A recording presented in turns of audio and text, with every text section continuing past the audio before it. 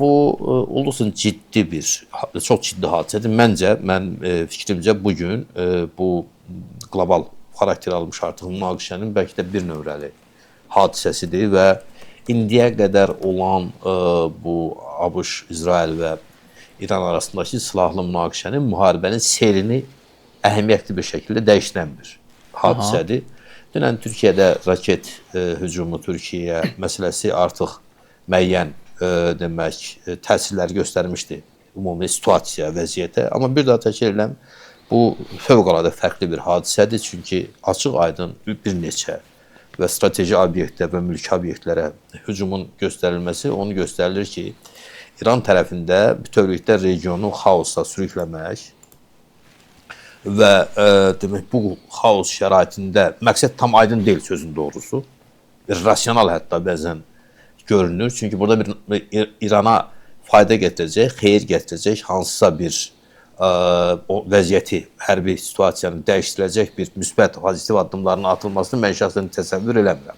Doğrudur, şərhçilər deyirlər ki, güya İran bu cür addımlar atmaqla demək bölgənin digər ölkələrini bu prosesə cəlb eləməklə, nəinki bölgənin, o cümlədən Çindən üzü Avropaya qədər bütün ərazilərdə iqtisadi xarakterli və hərbi xarakterli, logistik, insan, humanitar xarakterli bu cür ciddi bir xaos yaratmaqla ona nail olmaq istəyir ki, güya bu qüvvələr Amerika Birləşmiş Ştatlarına, İsrailə təzyiq göstərəcək və demək ona qarşı olan bu hücumun qarşısı alınacaq və dayandırılacaq. Bu tamamilə belə bir daha təkrar edirəm, rasional, məntiqlə izah olunması bir gözlənti deyil. Əgər belədirsə, bunun tamamilə əksi baş verir. Bütün digər qüvvələr, hətta neytral Azərbaycan kimi özünü İranın dost qardaş adlandıran dünənə qədər ölkələr daxil, bütün müsəlman, region və bölgədən, regiondan kənar bir sıra ölkələr, məsələn, Böyük Britaniyanın xeyli dərəcədə dəyişdi mövqeyi.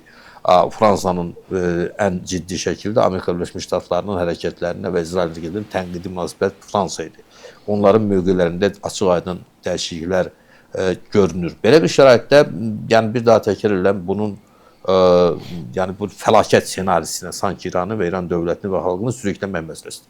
Mən hesab edirəm ki, Azərbaycan ictimai rəyində də əgər bu hadisəyə qədər hansısa bir tərəddüdlər vardısa bu mövqe seçilməsi məsələsində və ən az Azərbaycanın bu məsələlərdə neytral, bitərəf qalmasının demək inanan və bunu istəyən şəxslər vardısa, mütləq əksəriyyət bugün artıq belə bir qonşu ilə, belə bir rejimlə, belə bir münasibətlə demək bölgənin və o cümlədən Azərbaycanın bölgə öz yerində konkret olaraq bizə fəlakət gətirən və bizə təcavüz aktından çəkinməyən bir rejimlə artıq hansısa bir yola getməyin mümkünsüzlüyü barədə rəy formalaşıbdır.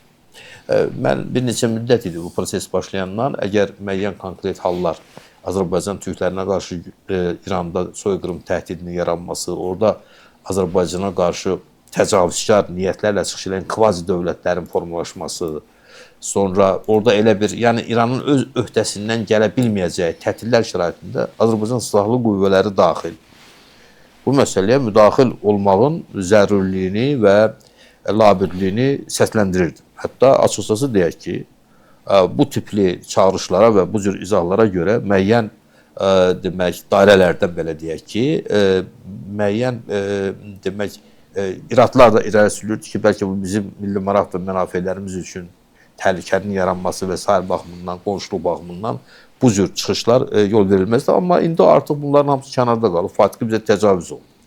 Bəli. Və siz tamamilə düzgün dediniz, bu məsələnin mütləq dünənləri Azərbaycan prezidentinin İran səfirliyini, Bakıdakı səfirliyini ziyarət məsələsini izah edərkən bir çoxları yox, mənim özümün konkret olaraq izahlarımdan biri də bundan ibarət idi ki, prezident Azərbaycan dövlət başçısı olmayan dərəcədə bu məsələlərdə çox böyük jestdir. Jest nümayiş elətdirərək ola biləcək bu cür təxribatların, hələ dünən biz təxribat adlandırırdıq, qarşısının alınması üçün hər hansı bir əsasın olmadığını nümayiş elətdirir və heç bir halda, yəni belə bir momenti və təsadüfi deyil, bir çoxları da deyirlər ki, İranın Azərbaycanın vurması, çünki səfirliyin və s. vurulması məsələləri gündəmdə idi.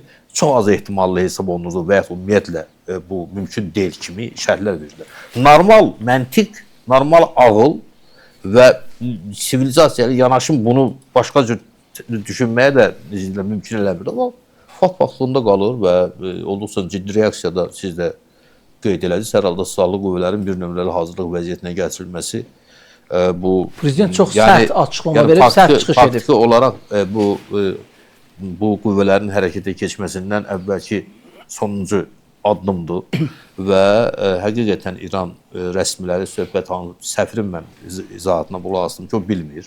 Sonra İran silahlı qüvvələrinin bir açıqlaması oldu ki, onlar tərəfindən hər hansı bir PUA hücumu olmuyor. Amma İranda da aləm dəyib bir-birinə. Bilirsiniz, orada İran silahlı qüvvələrinin baş qərargahı, məsələn, SEPA, İnqilab Keşikçiləri qüvvələrinə nəzarət edirlər, eləmirlər, məlum deyil.